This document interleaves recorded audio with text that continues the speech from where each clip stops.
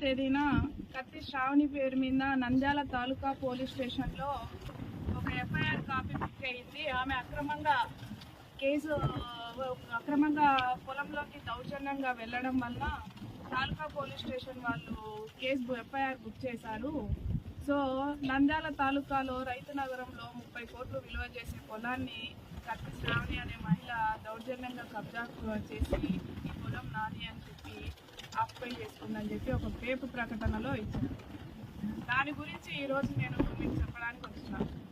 కత్తి శ్రావణికి కబ్జా చేసేంత ధైర్యం లేదండి.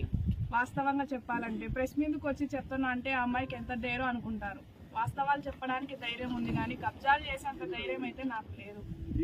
ఒకటి, నాకు ఎలా వచ్చింది, నేను దీనికి వారసురాలనా లేదా అనేది వాస్తవాలు ప్రతి ఒక్కటి మీకు చూపించాను. గతంలో మీడియా సమావేశం పెట్టి మీకు అందరికీ చూపించిన 1956 నుంచి నాకు డాక్యుమెంట్ ఉందండి. 1956 నుంచి మేము ఒరిజినల్ ఓనర్స్, మేము భూ హక్కు కలిగిన వాళ్ళము అని చెప్పిన.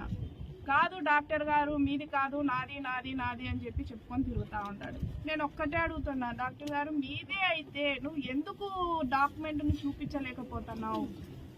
నేను అమ్మినట్టు, మా నాన్నగారు అమ్మినట్టు, మా అబ్బగారు అమ్మినట్టు, మా పూర్వీకులు మా అబ్బగారు అమ్మినట్టు మీ దగ్గర ఏమన్నా ఒక్క సంతకం ఉందా? లేదా ఈసీలలో మా వాళ్ళ సంతకాలు ఒక్కరు కాకపోతే ఒక్కరన్నా పెట్టినట్టు సంతకాలు ఉన్నాయా? అదన్నా చూపించండి, నేను ఈ క్షణమే వెళ్ళిపోతామంటున్నాం.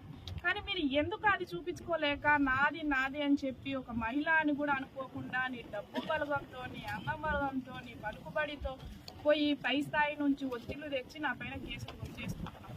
కేసులు బుక్ చేయి, కానీ నేను ఏదానికి భయపడను. కేసులో ఏమి విచారణలు జరగాలి, కోర్టుకు వెళ్ళాలి, కోర్టులో ఎవరి తప్పు ఎవరిది అన్యాయం అనేది జరుగుతుంది. ఆన్నే న్యాయ పోరాటంలోనే న్యాయం ఏందో తెలుసుకుంటా.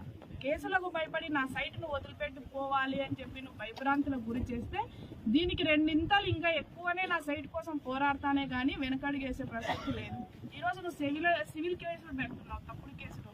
అక్రమంగా వచ్చానని, అక్రమంగా పోయానని, అక్రమంగా పోలీసు పాతానని ఇవన్నీ చేస్తున్నావు. నేను ఇన్ని చేస్తుంటే నీ సైట్ అయినప్పుడు నువ్వు ఎందుకు రాకుండా పోయినావు? నీ సైటే కదా ఇది, నాది నాది నాది అని చెప్తున్నావు కదా, మరి నీదే అయితే నువ్వు ఎందుకు రాలేకపోయినావు? సరే, నువ్వు సైట్లోకి వచ్చి దౌర్జన్యంగా నిన్ను బయటికి దొబ్బి నేను పోల్స్ పాడుతున్నట్టు నీకు ఏమైనా ప్రూఫ్ ఉందా?